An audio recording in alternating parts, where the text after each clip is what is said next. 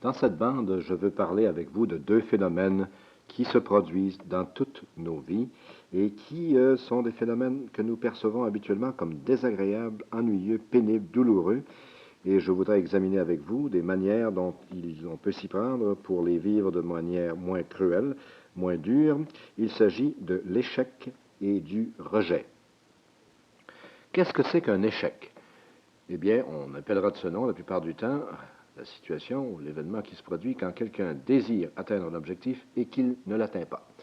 Vous vouliez poser un cadre sur le mur, vous posez le cadre et en le posant, vous brisez la vitre qui le protège. Voilà un échec. Vous vouliez parvenir au bout de votre voyage, votre voiture dérape en route, vous avez un accident, c'est un échec. Vous vouliez gravir les échelons de telle carrière et vous coulez un examen au début, voilà, c'est un échec. Enfin, à chaque fois que vous vous proposez une chose, à chaque fois que vous désirez une chose, chaque fois que vous vous appliquez à l'obtenir et que, bon, pour diverses raisons, vous n'atteignez pas votre objectif, voilà ce que l'on qualifie un échec. J'attire votre attention sur le point suivant qui m'apparaît réellement fondamental. Nous sommes portés à appeler échec beaucoup de choses. En somme, chaque fois que nous ratons notre objectif. Et cette appellation est souvent contestable, non seulement souvent, mais elle est toujours contestable. Comment pouvons-nous savoir vraiment si tel événement qui se passe constitue en fait un échec? Je sais bien que nous pouvons l'appeler ainsi, nous ne nous en privons pas d'ailleurs, mais comment savoir qu'une chose est véritablement un échec, c'est-à-dire que tel événement qui se produit est vraiment à mon désavantage? Je vais vous donner quelques exemples qui vont peut-être vous aider à saisir ce que je veux dire. Prenons un exemple banal.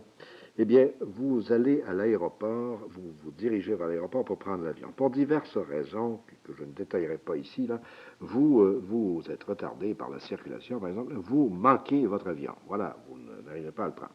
Vous arrivez à l'aéroport alors que l'avion roule déjà sur la piste. Bon, vous avez manqué l'avion. Vous êtes probablement en train de vous dire que ceci est une mauvaise affaire pour vous, que c'est dommage que vous ayez manqué cet avion, et vous allez interpréter justement cet événement comme un échec.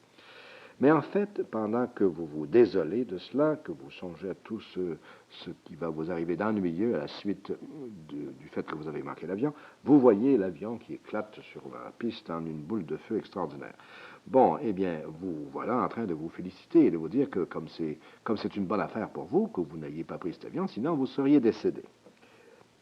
Voyez-vous, voilà un exemple, il était un peu farfelu peut-être, il ne vous est peut-être jamais arrivé de vivre une chose comme celle-là, mais voilà un exemple d'une situation qui est d'abord appelée échec et qui ensuite est appelée une bonne affaire. On a pu constater que c'était une bonne affaire.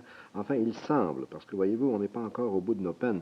Il se pourrait que pendant que vous vous réjouissez d'avoir manqué l'avion, vous soyez de fait, je ne sais trop, rongé par une maladie étrange que vous ignorez et qui va amener votre décès dans 3 mois dans des souffrances absolument indicible, et qu'alors il eût été plus avantageux pour vous d'avoir vraiment pris l'avion, car alors vous seriez mort d'un seul coup, sans souffrir comme vous allez peut-être le faire.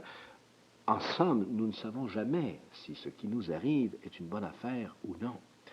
Il vous est peut-être déjà arrivé de perdre un emploi, d'être mis à la porte d'un job quelconque, et alors de trouver cela très dur, très pénible, très ennuyeux, injuste, tout ce que vous voudrez, d'être révolté, d'être abattu, triste et déprimé à cette occasion. Mais il se pourrait que vous ayez constaté ensuite que ce fut paradoxalement une très bonne affaire, je ne sais trop. Le lendemain de votre licenciement, vous travaillez, disons, dans une banque, et alors il y a eu un hold-up dans cette banque, et la fille qui vous a remplacé à la caisse que vous occupiez précédemment a été abattu par le voleur. Ou bien